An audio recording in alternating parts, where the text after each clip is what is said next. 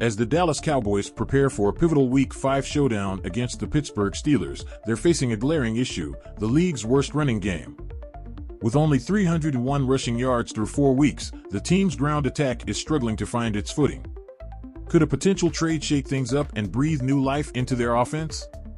Heading into their Week 5 matchup on Sunday Night Football with the Pittsburgh Steelers, the Dallas Cowboys have the worst running game in the NFL. And that's not an opinion, that's simply a fact. Through the first 4 weeks of this 2024 campaign, America's team has gained just 301 yards on the ground. Good, or not so good is more like it, for dead last in the league. With Tony Pollard taking his talents to the Tennessee Titans, many thought the Cowboys might try to sign Derrick Henry or J.K. Dobbins during the offseason to take over RB1 duties. Instead, however, Jerry Jones opted to bring Ezekiel Elliott back to town on a 1-year deal and also re-signed Rico Dowdle. Jones claims he couldn't afford the former Titan, which is nonsense, and Henry showed Jones what he was missing out on by rushing for 151 yards and 2 touchdowns in the Cowboys' loss to the Baltimore Ravens in Week 3. Henry is also the league's leading rusher through 4 weeks, by the way. But I digress.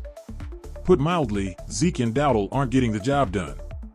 Through Dallas' first 4 games, the duo has combined for 215 yards on 58 carries, 3.7 yards per carry. Sure, they've added another 110 yards as receivers, but it's not as if that's anything to write home about either. It's not that the Cowboys aren't putting up points, as they're averaging 24.3 per game, good for a respectable 12th in the league. But that's because Dak Prescott is throwing the ball 37.3 times per game, the second most in the NFL behind only Geno Smith. The Dallas running game simply must improve, and there may be a way for the franchise to make that happen if the winless Jacksonville Jaguars make Travis Etienne available, which they just might. Speaking in their Week 5 column on ESPN+, subscription required, Dan Graziano and Jeremy Fowler discussed the possibility of the Jaguars making Etienne and others available if they continue to lose games. Here's what Fowler had to say. Another loss or 2 could leave the 0-4 Jaguars trading away players.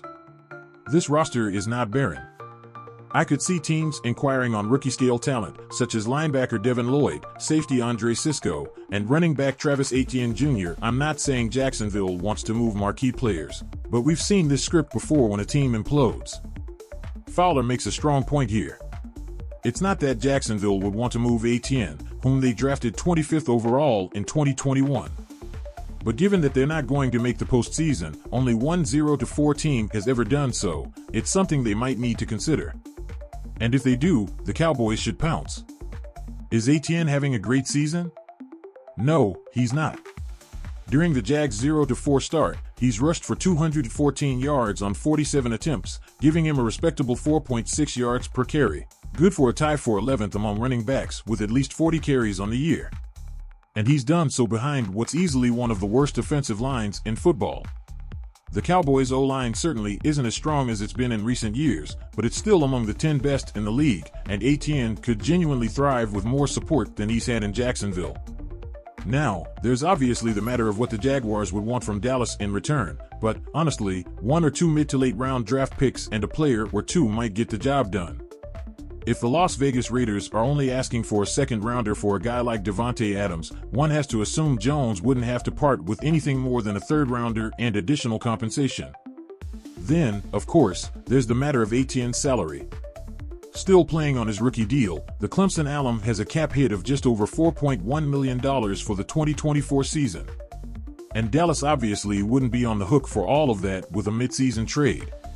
His cap number does jump to $6.143 million in 2025, as the Jags exercised his 5th-year option back on April 27th. But, according to Spotrac, that ranks only 12th among all running backs for the 2025 season, and it's still far less than what Jones would have had to pay Henry. Is Travis Etienne on the same level as Derrick Henry? Of course not.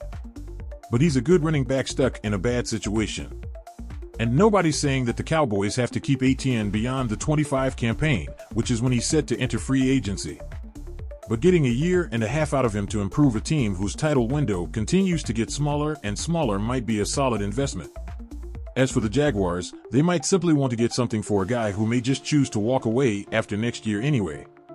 The likelihood of this deal going down probably isn't all that high, but it's certainly something the Cowboys should consider looking into.